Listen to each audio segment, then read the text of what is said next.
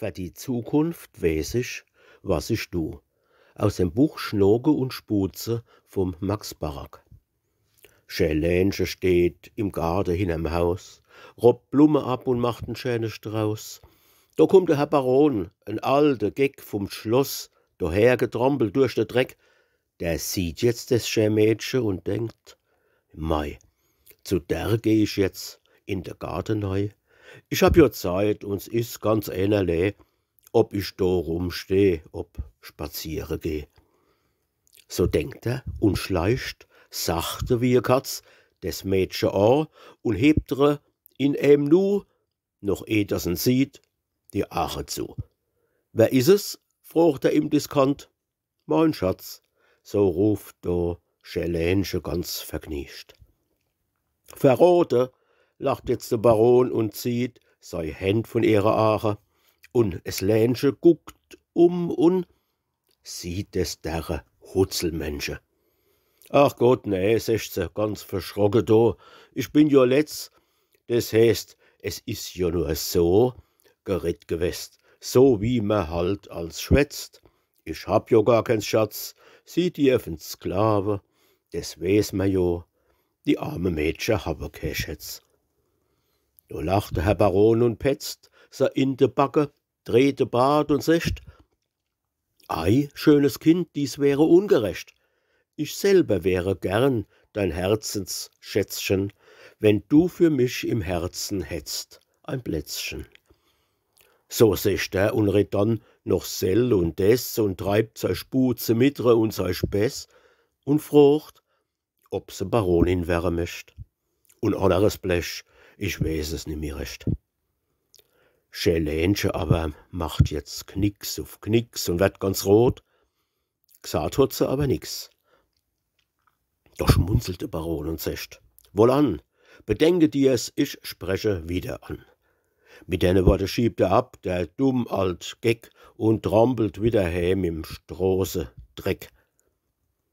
Schön Lähnchen aber guckt ihm noch und hängt der Kopf und steht und simuliert und denkt, das ist jetzt doch kurios, der alt Baron, der spindelt der und steckesteif hervon, mit seiner Glatz und seiner blaue Brill, was der meint und was er von mir will. Meint der vielleicht, dass ich ein junges Blut wie ich in so einen dummen Haubekopf vergaffe oder gaffe liebe tut? Und glaubt vielleicht der aufgeblasene Trop, ich steht auf sei dummes Gebabbel here und ließ mich gar vielleicht dadurch betören? Da braucht er sich keine Hoffnung drauf zu machen, was steht dann da dazu mein Christian sagen? Und doch, wenn ich mir's überleg, es wär jo möglich zwar glaube du es nicht, ich nemm nur jetzt, es wär im Ernst damit. Erst letzthin, es ist noch keine 3 Wochen her, da hab ich so eine schöne Geschichte gelesen. Dort drin ist auch ein Herr Baron gewesen, der war wie meiner, gar so arg verschossen in ein blutarmes, aber bildschönes Mädchen, die allerschönst vom ganzen kleinen Städtchen, dass er sich mit ihr hat kopulieren lassen. Jetzt kennst doch sei, das tät auch mir passieren, dann, schä, ich will ja nicht damit renommieren, schä bin ich doch so mein ich also schä, als wie eine nur in de Balz.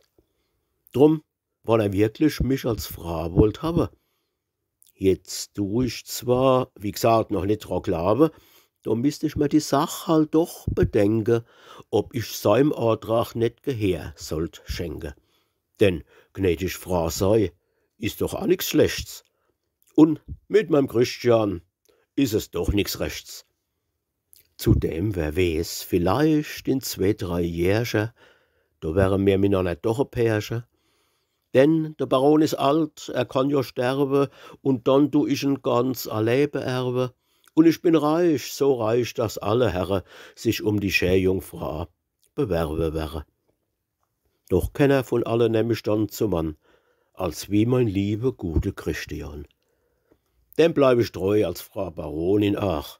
Und was die Welt davon ach denken mag, der wird mein Mann, der einzig und allein, und wann er auch tief unter mir tut stehen. Ich kann ihn ja de ganze Welt zum Bosse für mein gut Geld auch adlig machen lassen. Für Geld kriegt man ja alles heutzutage. Warum doch nicht ein bisschen Adel auch? Ja, das tu ich so gewiss. Ja, so ich tu mi ganz, was babbel ich dann da? Wie kann man sich nur so Gedanken machen? Weiß Gott, ich muss jetzt selber drüber lachen. Nee, Herr Baron, auf dich will ich nicht warten. Und für die Zukunft weiß ich, was ich tu. Geh wieder ich einmal in unseren Garten, dann schließ ich fest das Gartentürchen zu.